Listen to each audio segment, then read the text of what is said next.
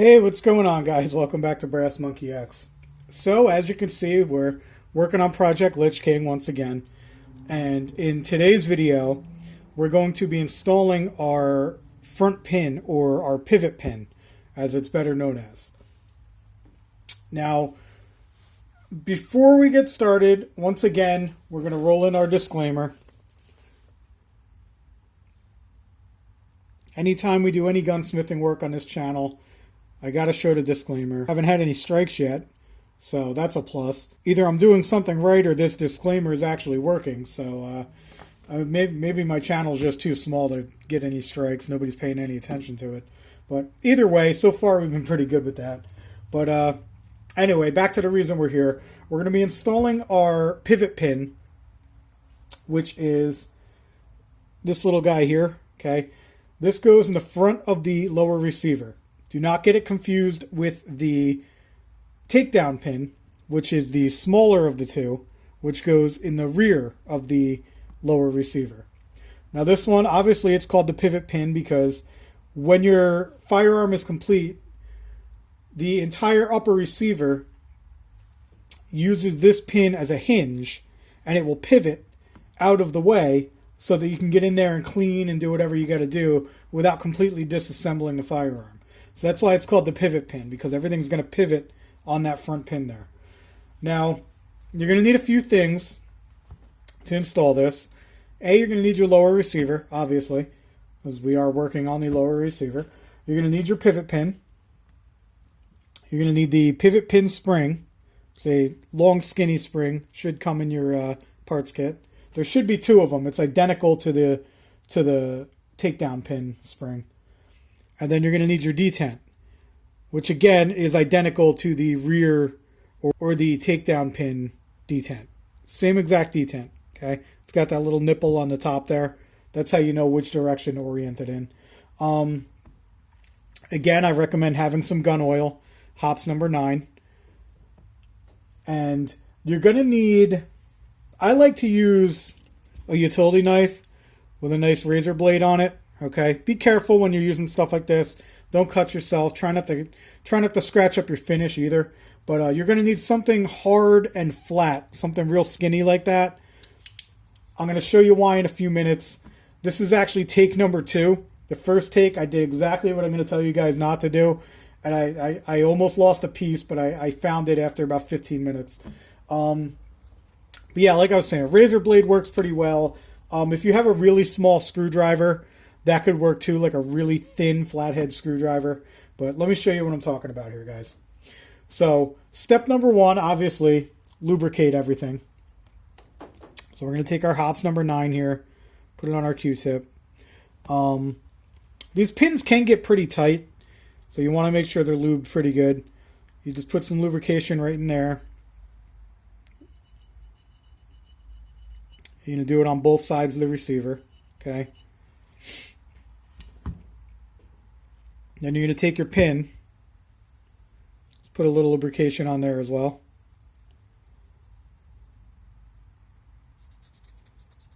Just like that. Now we're going to set that to the side, somewhere where it's accessible, because we're going to need to grab it. Now the first step, if you look right here in the front of the receiver, there is a tiny little hole there, okay? That's where you're going to drop your spring into. Okay, so you take your spring, drop it on in there. Okay, now, in that same hole, we're going to drop our detent. Okay, the little tit is going to be facing out. Okay, the part that's shaped like a bullet, that part goes facing out. Okay, so it just gets dropped in there just like that. Now, we're going to lay this down, and we're going to face it in a direction where when we compress this spring, if that detent comes shooting back out of there, we're not going to lose it, okay? So I'm facing it towards the back of my bench.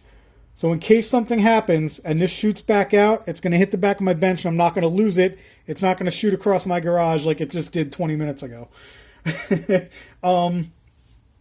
So this is where you're going to need either your really thin screwdriver, or like I said, I like to use a razor blade.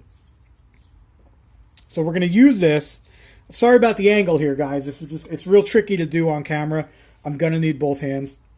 What you do is you depress your detent and your spring using your razor blade while simultaneously dropping your pin into place. Okay? So it's going to look something like this. Hopefully I can get it on one take here and I don't screw it up again. We're just going to go ahead and push this in. Be careful not to scratch up your finish, guys. You work so hard doing your Duracoat, and then you don't want to scratch it up. So you push it in, and you want to maintain pressure, okay? Do not release the pressure until your pin is in place. Now you're going to take your pin, and just like that, prime example of what I was showing you not to do, right? I didn't mean to do that. I slipped. The detent went flying. I found it. It didn't go far. Stayed right on my desk. And I also have the spring here. So we'll reinsert and try again. Put our detent in.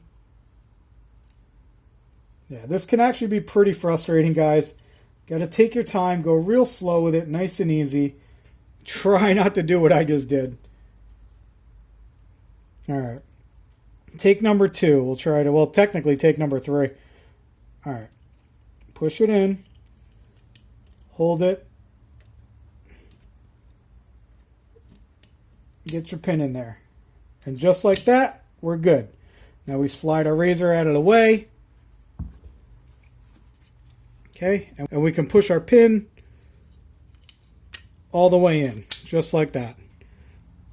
And there you go, guys. That's how we install our pivot pin. I know it's a pain in the butt.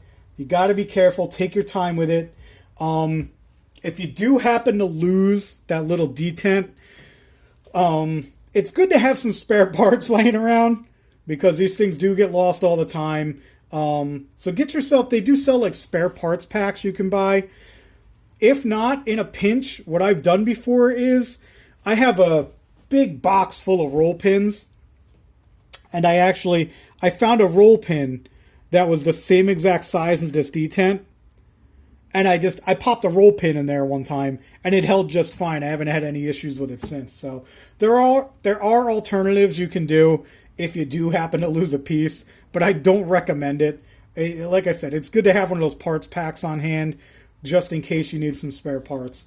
But yeah, there you go, guys. That's how you install your front pin, or what they call the pivot pin, on an AR-15. So thanks for watching. I really appreciate it, and we'll catch you next time, guys.